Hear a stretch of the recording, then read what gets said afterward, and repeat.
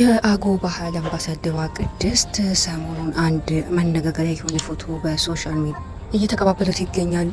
በማህበራዊ ሚዲያ የወጣው ፎቶ እንግዲህ ከፍቃዷ ውጪ የወጣም ይመስላል። ነገሩ ከወጣ በኋላ ቅድስት የቲክቶክ አካውንቷን ሀሳብ መስጫ ዘግታለች።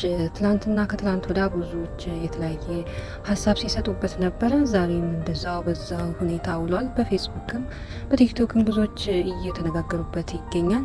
እንግዲህ ቆንጆዋ የአገው አምባሳደር ቅድስት የአገውን ባህል በማስተዋወቅ የቆየችዋ ቅድስት አሁን ላይ ቢሆንም እቺ ቆንጆ ባለ ሀብቱን አጥምዳለች። ከባለ ሀብቱ ገንዘብን ፍለጋ እንጂ ፍቅርን ፍለጋ አይደለም ይላሉ።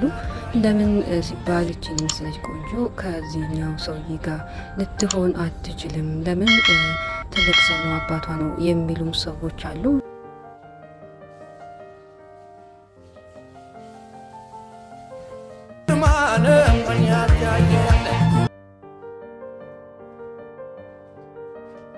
የአገው ባህል አምባሳደር በሆነም የትኛውን ባህል የራሴ ነው የሚል ተነሳሽነት አለኝ።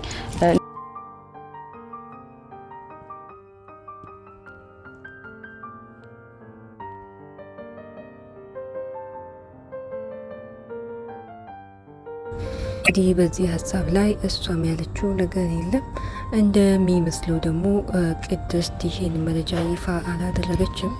ፎቶቹም ቆየት ያሉ ይመስላሉ። እንግዲህ ከዚህ ሰውዬ ጋራ ፎቶን የተነሳችው የቆየ ቢሆንም አሁን ላይ ግንኙነቱ የቀጠለ አይመስልም። ምንም አይነት ምላሽም አልሰጠችበትም። እንደሚመስለኝ በመካከላቸው አለመግባባት ተፈጥሮ በዛ ለመበሻሸቅ የተለቀቀ ፎቶ ይመስላል። ምክንያቱም ይህ ፎቶ በሁለታቸው መካከል ብቻ ሊኖር የሚገባ ነበር። በተለያየ ቦታ ላይ የተነሱ ሰልፍ ይህ ፎቶ እንግዲህ ብዙዎችን ቢያነጋግርም ብዙዎች ደግሞ ምርጫዋን ማክበር ጥሩ ነው እያሉ ይገኛሉ።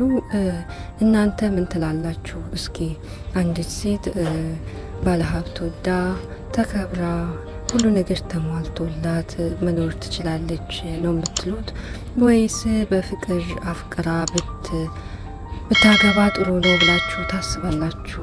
እስኪ በሀሳብ መስጫው ላይ አስተያየታችሁን ስጡበት፣ ተወያዩበት እንላለን። መልካም ቆይታን እንመኝላችኋለሁ። ሰብስክራይብ በማድረግ ቤተሰብ እንድትሆኑ ጋብዛችኋለሁ።